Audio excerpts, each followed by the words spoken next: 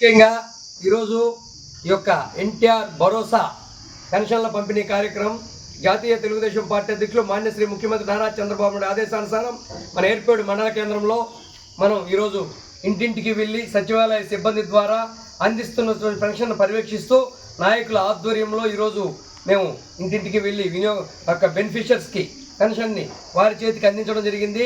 మరి ఈరోజు జరుగుతున్నటువంటి పరిస్థితుల్లో రాష్ట్రంలో మరి కష్టాలున్నా నష్టాలున్నా ఇబ్బందులున్నా గౌరవ ముఖ్యమంత్రి చంద్రబాబు నాయుడు గారు ముఖ్యమంత్రి అయి మరి కూటమి ప్రభుత్వం వచ్చిన వెంటనే మరి ఆ నెల ముందే 3 నెలలకు గాను 1000 రూపాయలని ఆ రోజు మేము చెప్పిన ప్రకారం 4000 ఇస్తామని చెప్పడం జరిగింది.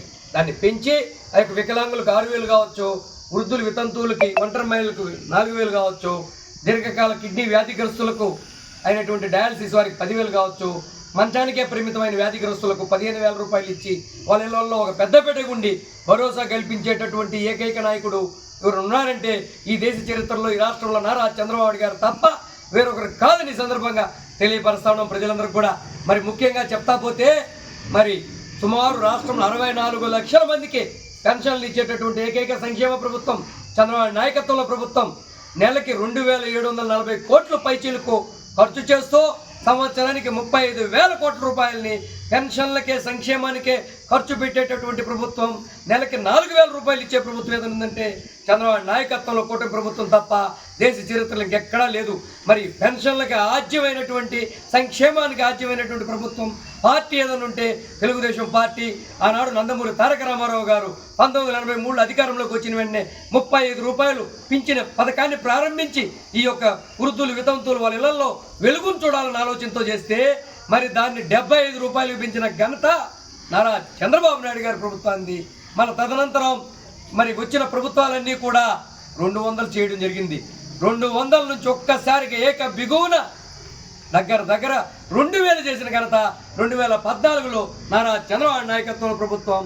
మరి దాన్ని 3000 చేయడానికి 1000 రూపాయలు పెంచడానికి 5 సంవత్సరాల కాలం తీసుకున్నటువంటి గత ప్రభుత్వాన్ని, గత సైకో అటవిక ప్రభుత్వాన్ని జగన్మోహన్ నాయకత్వంలో చూసాం. వీళ్ళకి 5 సంవత్సరాలు పట్టింది 1000 రూపాయలు పెంచడానికి. మరి ఈరోజు చంద్రబాబు నాయుడు గారు ఏకబిగు 4000 చేయడం జరిగింది.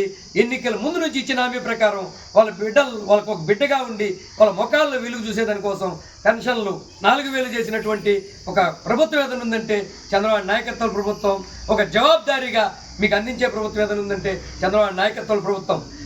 మొన్న వైసీపీ సోషల్ మీడియా శుష్కమైనటువంటి దుర్మార్గమైన ఆలోచనల్ని ప్రజల్లో చిగురింప చేయడానికి ప్రయత్నం చేసింది. వికలాంగుల పింఛన్లు తీసేస్తున్నారని ఏ ఒక్క పింఛను కూడా తీయకుండా అందరికీ న్యాయం చేసేటటువంటి ఒక జవాబుదారీ ముఖ్యమంత్రి నాయకత్వంలో నారా చంద్రబాబు గారి సారథ్యంలో, లోకేష్ బాబు గారి సారథ్యంలో ప్రభుత్వం, కూటమి ప్రభుత్వం నడుస్తూ ఉందనే దానికి నిదర్శనమే అందరికి 64 లక్షల మందికి పెన్షన్ అందజేస్తున్నటువంటి సంక్షేమ ప్రభుత్వం.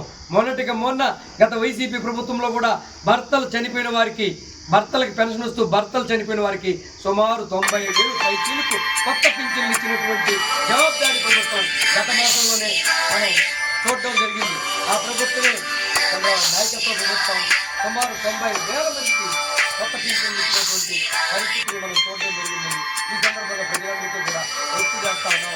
మరి అటువంటి జవాబుదారీ ప్రభుత్వాన్ని, అటువంటి జవాబుదారీ నాయకుల్ని, పరిపాలన దక్షత కలిగిన నాయకుల్ని, ఎప్పటికప్పుడు మీ కష్టాలు నష్టాలు పెట్టి అన్ని సంక్షేమ అభివృద్ధిని కలపాలని అందించే నాయకుడు నారా చంద్రబాబు నాయుడు గారికి మీరంతా కూడా ఆశీస్సులు ఇచ్చి మీ యొక్క ఆదరణిచ్చి 10 తరాల పాటు ఉండి మన కోసం, మన బిడ్డల భవిష్యత్తు కోసం సుమారు 18 గంటల పాటు సుదీర్ఘకాలం పనిచేసేటటువంటి నాయకుడు నారా చంద్రబాబు నాయుడు గారిని తెలియపరుస్తూ ఈ యొక్క పెన్షన్ల కార్యక్రమం తెల్లవారే కుందికే సచివాలయ సిబ్బంది ద్వారా మీ ఇళ్లకు అందిస్తున్నటువంటి ఏకైక జవాబుదారీ ప్రభుత్వం ఏదైనా ఉందంటే చంద్రబాబు నాయకత్వ ప్రభుత్వం తెలియపరుస్తూ జై హింద్, జై జన్మభూమి.